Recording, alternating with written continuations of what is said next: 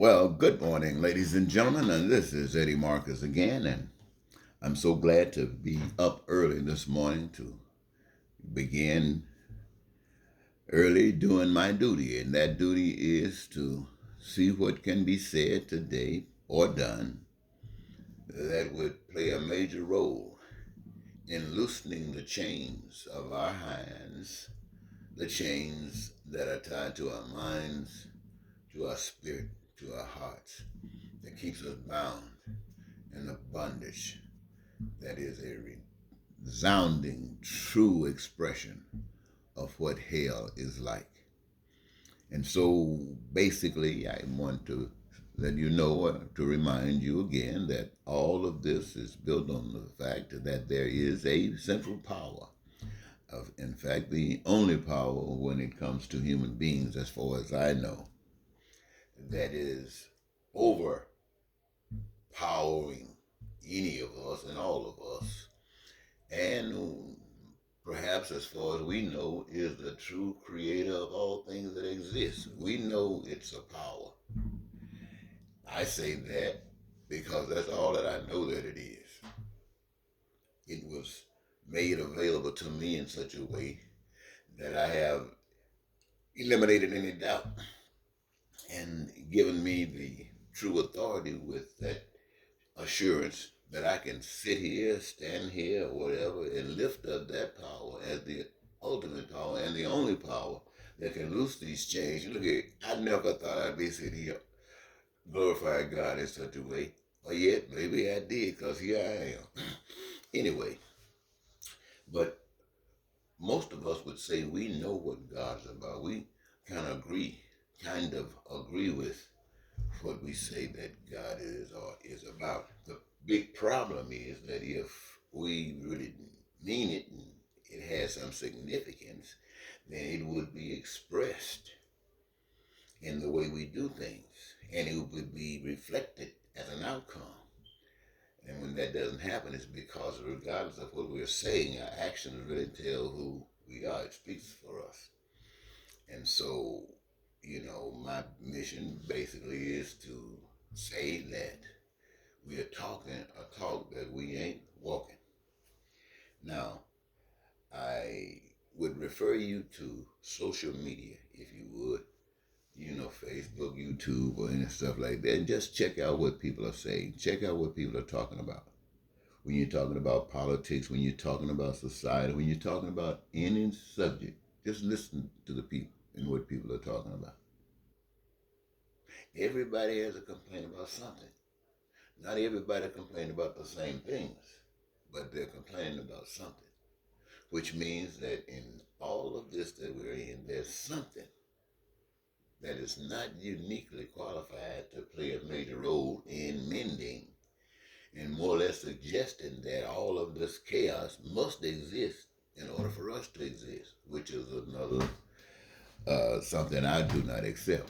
And I have, but I don't, and I know the end game to that, so I come here and tell you the story of freedom. You see, ladies and gentlemen, when you check out and see what the people's concerns are, they're all the same. Everybody wants the same thing because we were made by the same power to want the same things.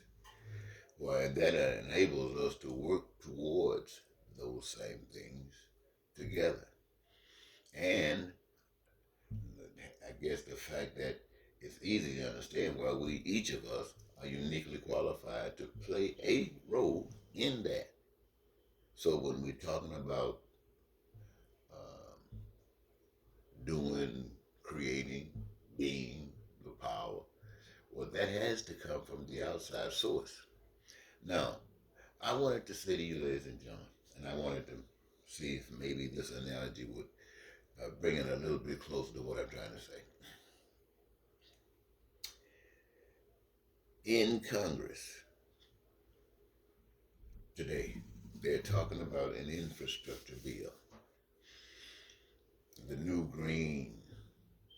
Uh, they're talking about highways. They're talking about, and I think they said the president says every time he hears these things, what crosses his mind is jobs. Jobs. And that is absolutely very, very important. Jobs. And yet you got another voice that's saying that's too big. That costs too much. You asking for a couple of trillion, we say a few hundred billion, you know. Now check that out. Now these are representatives of the people speaking like this. And you have what we have created even when Joe Biden's group was talking about jobs, jobs, jobs. And I heard the secretary, I believe, of economics.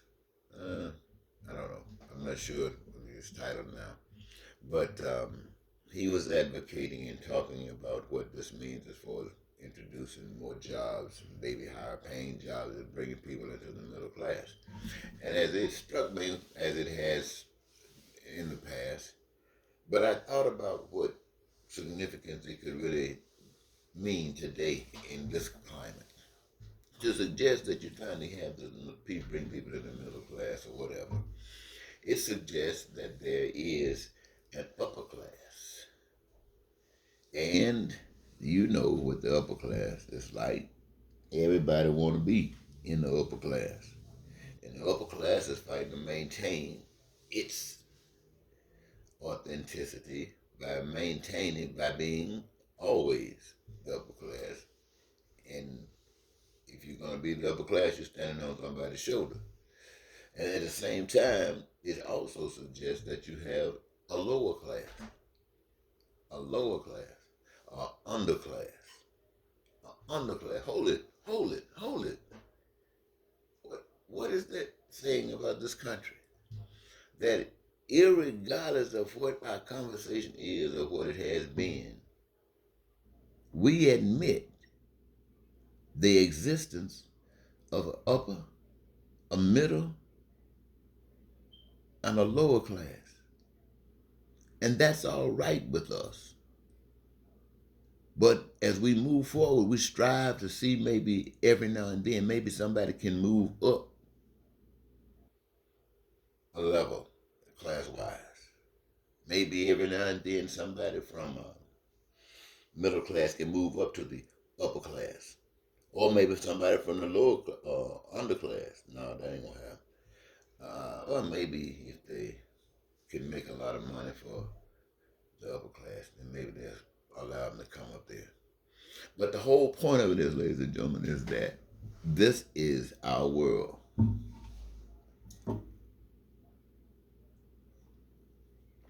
Now, I know when I was talking to you, I was confusing some of you. Hold on.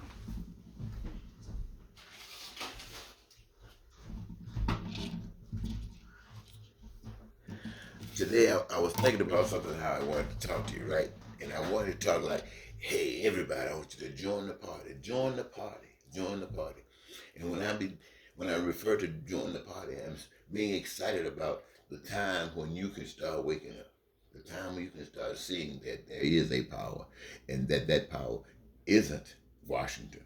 I mean, that's a system that's set up to reflect what we have come to believe is appropriate at a period of time.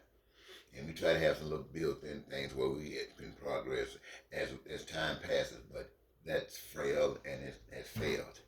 And so now we recognize that that system is no good. We got to come up with a better system. And how do we do this? By taking the focus off of what we've been doing, what has fallen, and let's see, step outside the box and look for something else. Now, I recommend the power that we can't see. And why do I do that? Because I live. And I live by a force that I can't even see. I'm sitting on a chair in a house on an earth that the major stuff we as human beings had nothing to do with. The sky and the air, all that kind of stuff. Now, see, those major things, the ability to see and talk on, that didn't happen by just man. That happened by a design, a power that I don't know, except I just know His power. And because of that, and we all exist, and we've been given what we have been given. Now we're going to throw it together and really enjoy ourselves. Now everyone is doing what everyone was created to do. And by doing that, you accomplish enough for all. No one would be left out of anything. Oh, it's been a great big party. It's kind of funny. Let me try to see if I can wrap this up right fast. It's really kind of funny to think about how we have been set up to think the way we do things. And at the same time, every last one of us got a God.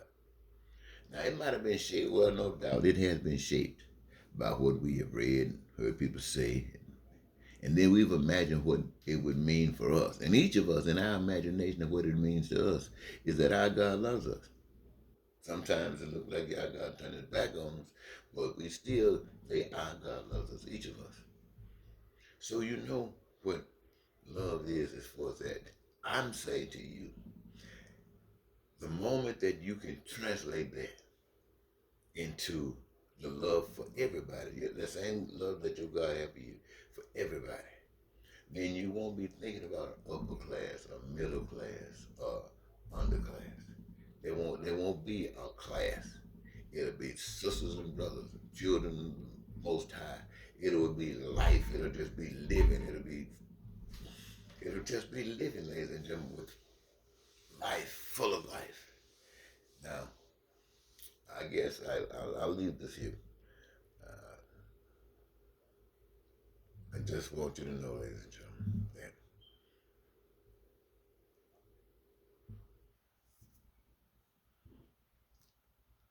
you got the power.